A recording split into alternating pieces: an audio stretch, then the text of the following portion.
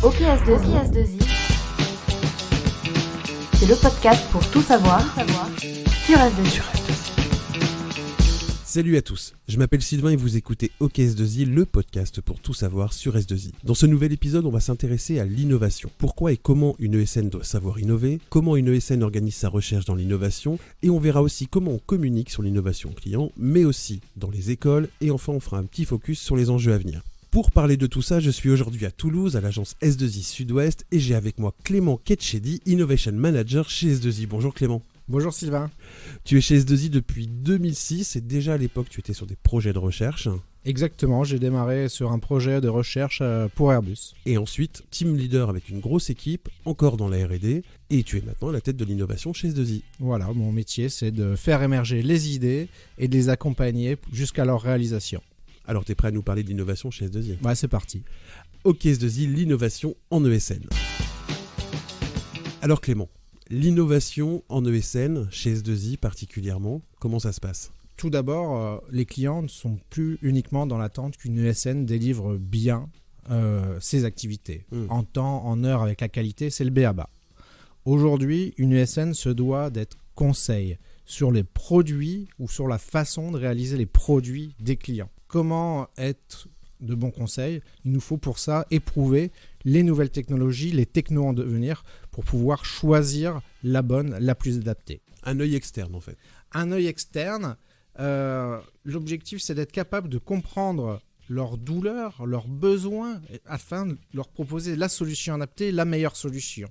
L'avantage c'est que ces clients, on les connaît bien, on travaille avec eux main dans la main, et notre positionnement, le fait de travailler chez de nombreux clients permet de faire un peu l'abeille et d'utiliser les bonnes méthodes et de les propager d'endroit de client en client.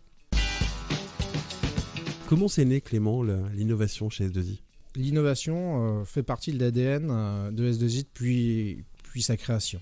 Depuis la création de l'agence dans le Sud-Ouest, on a démarré par des activités de R&D dans l'avionique. En 2010, on a souhaité se structurer pour accélérer sur la recherche et se donner la capacité à avoir des projets sur fonds propres ou des projets en partenariat avec les industriels de la région. En 2020, la crise de la Covid a été l'occasion pour nous d'accélérer une nouvelle fois. On a souhaité fédérer nos activités de R&D au sein d'un même projet, Droopy.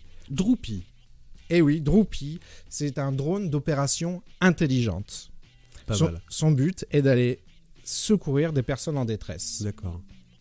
Du coup, ce projet va fédérer nos activités de recherche et d'innovation et en fait être le laboratoire de nos savoir-faire. On va aller tester les nouvelles technos qui vont correspondre aux besoins de nos clients et pouvoir les éprouver, les développer. C'est un vrai laboratoire. Exactement, c'est un laboratoire. Nos ingénieurs testent les process, testent les technos, testent les algorithmes pour pouvoir être encore plus force de proposition, proposer les meilleurs éléments à nos clients. Et donc ça se fait à Toulouse, mais j'imagine que tu travailles avec plein de monde sur toute la France, voire peut-être même toutes les agences S2I dans le monde. C'est vrai que Droopy a été initié dans le Sud-Ouest, à Toulouse et à Bordeaux, mais aujourd'hui on fait intervenir des experts et des ingénieurs toute la France. Grâce à la structure qui a été mise en place par notre direction du développement, on peut faire intervenir des ingénieurs de l'Île-de-France. D'ailleurs, je pense que depuis septembre dernier, en moyenne, entre 10 et 15 ingénieurs de la France entière participent au projet Droopy. Donc c'est un vrai projet collectif sur toute la France. Exactement. Et en plus, certaines compétences ne sont pas présentes dans le Sud-Ouest et on s'appuie sur les compétences des autres régions. C'est un vrai projet fédérateur. Et Droopy a été aussi créé pour réunir toutes les activités et peut-être aussi simplifier l'image. C'est ce que tu m'as dit en préparant l'émission. Oui, c'est vrai qu'on avait beaucoup de travaux de R&D différents et c'était un peu difficile d'avoir une vision globale. Alors comment t'as fait pour fédérer tout le monde comme ça ? On l'a fait en atelier de brainstorm, tous ensemble. Et en fait, on a trouvé un use case qui permettait d'adresser les différentes problématiques. Ce use case, ce cas d'application, sauver des personnes en détresse, c'est avec un drone. Un drone, il a du système embarqué dedans, donc c'est un des streams de Droopy. On va travailler sur l'intelligence, comment mettre de l'intelligence dans les systèmes embarqués, comment embarquer des systèmes intelligents. Il faut travailler sur des nouveaux algorithmes. C'est une des premières streams. La seconde stream, ce drone autonome, des fois, il doit être piloté par un homme pour certaines activités. Du coup, on va avoir un cockpit virtuel qui va permettre de s'interfacer avec ce drone. Ce cockpit virtuel va nous permettre de travailler les nouvelles interfaces Home System pour interagir via les gestes, via la parole avec ce drone, faire de la détection de fatigue. Et toutes ces technos sont utiles dans notre quotidien. Dans une voiture, on est en conduite assistée, il est important de connaître l'état du pilote, l'état du conducteur, son état de fatigue pour mieux interagir. Toutes ces technos, on peut les tester dans Droopy sur notre cas d'application. On a 2 autres streams qui sont actifs en ce moment. Un stream autour de la donnée pour valoriser de la donnée. Ces données vont servir à la fois au cockpit ou au système embarqué, mais vont permettre de prévoir des comportements de façon à s'adapter, à adapter le comportement du drone. Et le 4e stream concerne les méthodes, outils, processus qui permettent de développer ces systèmes. On parle simulation, modélisation, éco-conception et organisation. Voilà les 4 streams qui composent Droopy aujourd'hui, mais on a un 5e. Il y en a un 5e, ça c'est un scoop. Ah ouais, il vient de naître celui-là. Nous sommes en juin 2020, un nouveau stream sur l'innovation chez Droopy. Voilà. Alors dis-nous. Eh ben, ça concerne l'énergie. En fait, on parle beaucoup d'hydrogène. On aimerait regarder tout ce qui est nouvelle énergie pour faire fonctionner les systèmes de transport. Alors, on va regarder tout ce qui est hydrogène, tout ce qui est hybridation d'énergie. Donc, il est important pour nous de monter en compétence sur ces nouvelles applications, ces nouvelles features, pour être les plus pertinents lorsqu'on va travailler auprès de ses clients. On a besoin de permettre à nos ingénieurs de travailler sur les technologies du moment et de pouvoir s'éclater dans leur quotidien. Et c'est ce que j'allais dire justement, j'allais en venir là. Les ingénieurs, collaborateurs et collaboratrices qui travaillent avec toi, ils doivent s'éclater quand même. C'est sûr. C'est du travail, mais c'est enivrant, c'est presque excitant de travailler sur des choses qui vont pas voir le jour tout de suite, qui vont voir le jour peut-être dans 5 ans, dans 6 ans. Tu peux me le dire peut-être d'ailleurs, la moyenne, le délai pour voir les choses en place, c'est combien de temps à peu près ? C'est très variable, mais souvent, lorsqu'on parle de système embarqué, c'est assez long. Tu as des exemples d'ailleurs de systèmes embarqués, tu en as parlé un peu tout à l'heure, mais est-ce que tu peux un petit peu développer ? Alors, on peut imaginer un pilote automatique qui gère l'intégralité d'un vol. On peut imaginer aussi des systèmes qui vont aider à prévoir des collisions potentielles de façon à soit éviter cette collision ou à lever une alerte pour demander au conducteur de reprendre la main.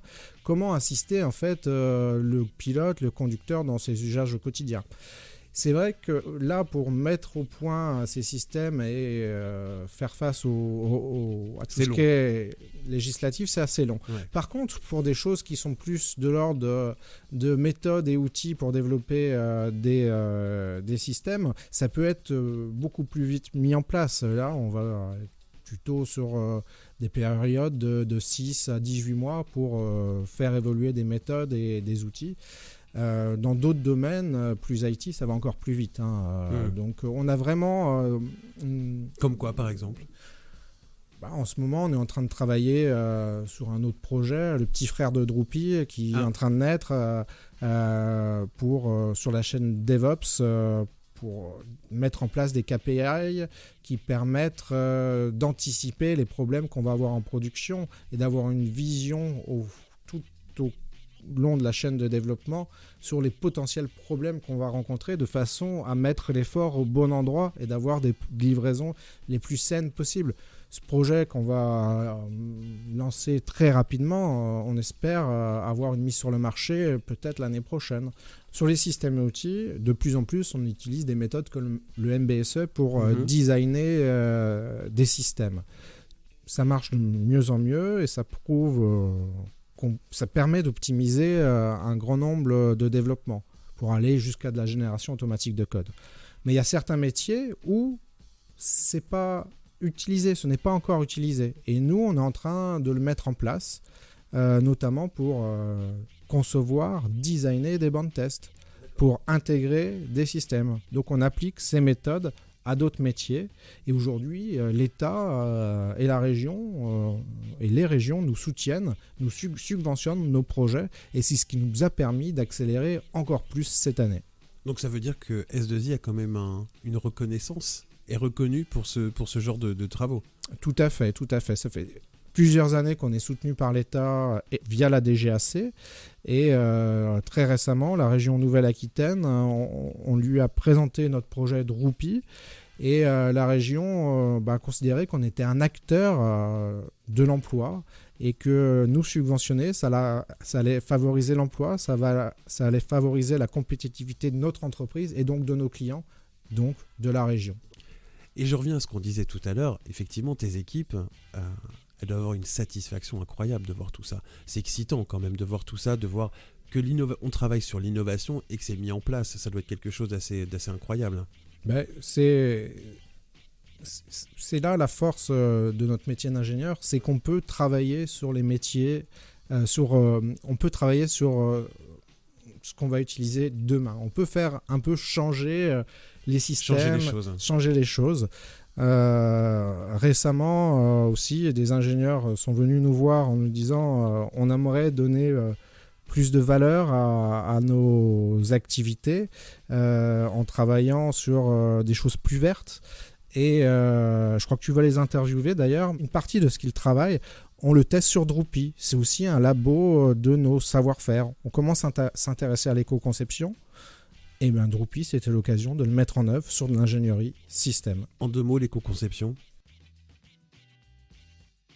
C'est comment concevoir un système de façon à optimiser sa consommation et son impact environnemental. On voit que si on ne le fait pas dès sa conception, on ne pourra pas rattraper les choses qui ont mal été pensées au début. Et du coup, on essaie de mettre en place à la fois des KPI et des méthodes qui permettent d'adresser ceci. En tout cas, c'est un des enjeux forts de l'industrie. On se doit d'avoir ça à l'esprit, puisque tous, on est en train de faire évoluer nos façons de vivre, de consommer. Alors, nous, en tant qu'ingénieurs, on doit faire évoluer notre façon de designer, de concevoir, de développer les systèmes pour aussi prendre en compte cette problématique qui est majeure aujourd'hui. Et je vous renvoie d'ailleurs vers le premier épisode du podcast où j'ai interviewé Olivier Journel qui nous parlait de l'ingénieur aujourd'hui et de demain. Et c'est exactement ce qu'on vient de dire. Donc je te remercie Clément. Avec plaisir. Tu nous parlais des équipes, Clément, que tu as avec toi, qui travaillent dans l'innovation. C'est important de prendre des stagiaires ? Oui, c'est important. C'est important pour plusieurs raisons. Aujourd'hui, Drupi, c'est 60 personnes. Voilà, c'est 10 stagiaires. Voilà. Du coup, les stagiaires, on va les faire travailler sur les technos de demain. Et eux, ils viennent de les étudier dans leur cursus. Donc, ils ne sont pas experts, on ne peut pas dire ça, ils sortent de l'école. Ils apportent leur vision et ils apportent des personnes qui viennent de se former sur les nouvelles technos. Donc c'est vraiment très intéressant. En plus, on voit qu'aujourd'hui, le recrutement, c'est un enjeu fort. Et je pense qu'un projet de R&D comme Drupi, ça ne peut qu'attirer des personnes qui ont envie de s'épanouir, qui ont envie de s'éclater au quotidien. Mais on n'intègre pas que des stagiaires. On travaille en partenariat avec plusieurs écoles. Lesquelles ? L'ENAC, l'ENSET, l'INSA. Et en fait, dans le cadre de leur cursus, les étudiants ont des projets proposés par des industriels. Alors, pour l'ENSET, pendant 1 mois, lors de leur dernière année, juste avant le stage de fin d'études, les élèves travaillent pendant 6 semaines à temps plein sur un sujet proposé par un industriel. Les mécanismes diffèrent d'une école à une autre. Et S2I, on propose des sujets... On va dans les écoles proposer des sujets et les étudiants travaillent dessus. Exactement. Et en fait, ils sont encadrés par un tuteur de l'école et de S2I. Donc quoi comme sujet, par exemple ? Par exemple, on leur a proposé de travailler sur un chatbot qui permet d'interagir avec une personne qui est en difficulté. Le drone va aller se positionner auprès de la personne qui a des difficultés, qui est blessée, qui s'est cassé la cheville, et va interagir avec elle et envoyer toutes les infos au secours pour optimiser l'intervention des secours. Et ça, des étudiants ont travaillé dessus dans une école. C'est eux qui ont travaillé dessus, c'est eux qui ont réalisé tout l'environnement de simulation. Et on a une vidéo qui tourne sur les réseaux sociaux. C'est le fruit des étudiants. Donc, allez voir sur le profil de Clément Ketchedi sur LinkedIn, vous aurez tout. Voilà. L'ENAC a travaillé sur de la navigation collaborative. C'est comment utiliser les données envoyées en broadcast par les avions, qu'on peut tous recevoir si on a une antenne. Comment les utiliser pour optimiser la trajectoire de l'avion. Lorsque l'avion arrive à l'aéroport, des fois il va être mis en attente. S'il le sait qu'un autre avion va arriver un peu près en même temps que lui, il peut soit ralentir ou accélérer de façon à devancer l'avion.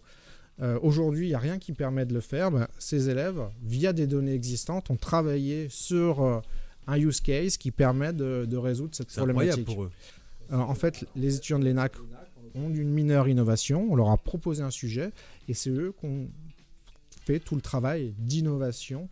Et on a repris, on a continué les travaux qu'ils avaient initiés. C'est ça, parce qu'ils travaillent sur un sujet pendant 6 semaines, et après, toi, avec ton équipe, tu mets une équipe dessus, où vous continuez le travail qui a déjà été commencé. Alors souvent, on est à l'origine du sujet, on le continue.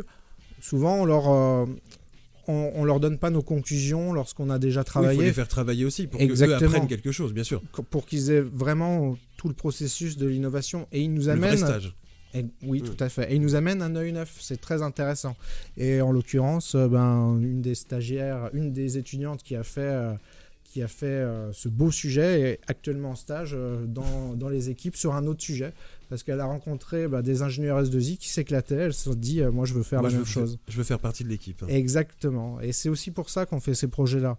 C'est aussi pour donner envie aux ingés de venir travailler avec nous et leur montrer un peu ce qu'est le quotidien d'un ingénieur à S2I. C'est tout le but des stagiaires. Je vous renvoie vers un épisode qui s'appelle « Pourquoi faire appel aux stagiaires chez S2I ?» Et c'est exactement ce que tu viens de dire, donc ça me fait plaisir. Tu me fais la promo de tous mes podcasts, ça c'est sympa. Avec plaisir. Dans la première partie, tu nous disais que tout ça vient effectivement de nos clients, des clients, du marché. Pourquoi est-ce qu'on innove ? Tu restitues comment aux clients tout ce que vous faites ? Comment ça se passe formellement ? C'est vrai que c'est là-dessus on a le plus évolué les dernières années. Vous êtes parti de quoi ? À la base, on faisait des longues présentations d'1 heure où on présentait un sujet. Aujourd'hui, on a 3 formats très simples. Lesquels ? Un slide qui présente simplement le contexte. On va à l'essentiel. Et dans ce slide, on insère un incruste qui est une vidéo et qui montre le résultat. Et ensuite, on a un peu de détails sur le projet, une vidéo d'1 minute 30 à 2 minutes 30 qui présente le détail du prototype, du démonstrateur. Et ceci, on le met à disposition de nos équipes commerciales pour les présenter aux clients. On les poste sur les réseaux sociaux, on les diffuse sur nos télés pour que toute l'agence soit au courant de ce qui se passe. Et après, au besoin, on peut faire une réunion dédiée où là, on va échanger techniquement, concrètement. En fait, c'est presque une accroche et montrer ce qu'on sait faire et ce qu'on peut faire et les résultats que ça apporte. Je crois que c'est ça le résumé de tout ça, de l'innovation dans les ESN, c'est que c'est un travail main dans la main avec le client. Exactement. On a besoin d'être partenaire et d'essayer de co-innover, de co-travailler pour créer une relation plus forte et préparer les business de demain. Parce qu'ensemble, on va être plus compétitif et ensemble, on va aller gagner des marchés. Et l'avenir de l'innovation dans les ESN, donc là, on prend évidemment l'exemple des S2I. Donc l'avenir de Droopy, tu nous as dit qu'il y avait un deuxième projet qui était en cours. C'est vrai que Droopy, c'est le premier projet fédérateur. Ça concerne les transports du futur, la voiture de demain, l'avion de demain, les satellites et les engins spatiaux de demain. Mais on souhaite bien sûr travailler sur d'autres sujets, plus IT, l'usine du futur, la Smart City, où là on va être plutôt sur des approches plutôt DevOps, d'infrastructure, de cloud. Et là, c'est les projets qu'on est en train de créer. Donc depuis le début de l'année, on a des sujets qui sont travaillés et on est en train de les fédérer au sein de beaux projets qui vont, je l'espère, avoir autant de succès que rencontre Drupal depuis plusieurs semaines. On est très content d'avoir une très bonne nouvelle depuis décembre dernier, puisque l'État, via la DGAC, soutient ce projet-là, et une partie des éléments développés depuis plus d'1 an dans Drupal sont subventionnés. Ça concerne tout ce qui est test et simulation. Mais également, la région Nouvelle-Aquitaine a voté en mars une subvention et accompagne les travaux Drupal réalisés en Nouvelle-Aquitaine. Donc on espère que ça va continuer, que d'autres régions vont nous soutenir. On sent la fierté. Oui, c'est une vraie fierté, les beaux succès de cette année, même dans une période qui peut être difficile. La recherche et l'innovation est un moyen pour les ESN, mais toutes les entreprises, tout le secteur industriel, d'aller chercher de la compétitivité avec un accompagnement non négligeable des États et des régions. Et ça, c'est vraiment très satisfaisant. Je te remercie beaucoup, Clément, d'avoir répondu à nos questions. Ce fut un plaisir d'échanger avec toi. Ce fut un plaisir partagé et j'espère que ce sujet vous aura plu. Vous pouvez retrouver Clément sur LinkedIn et voir tout ce qui se passe du côté de l'innovation chez S2I. Je vais mettre le lien dans la description de l'épisode. Je te remercie encore beaucoup. Et j'en profite pour remercier Audrey Morandi, responsable de com à S2I Sud-Ouest, pour la coordination et l'accueil dans les locaux. Vous pouvez vous abonner sur vos plateformes de streaming, Apple, Deezer, Spotify, etc. et vous serez au courant des prochains épisodes. Si vous avez des idées de thèmes pour l'émission, n'hésitez pas, fr-ok-podcast@s2i.fr. L'adresse est dans la description de l'épisode. Je vous donne rendez-vous dans 15 jours. Salut!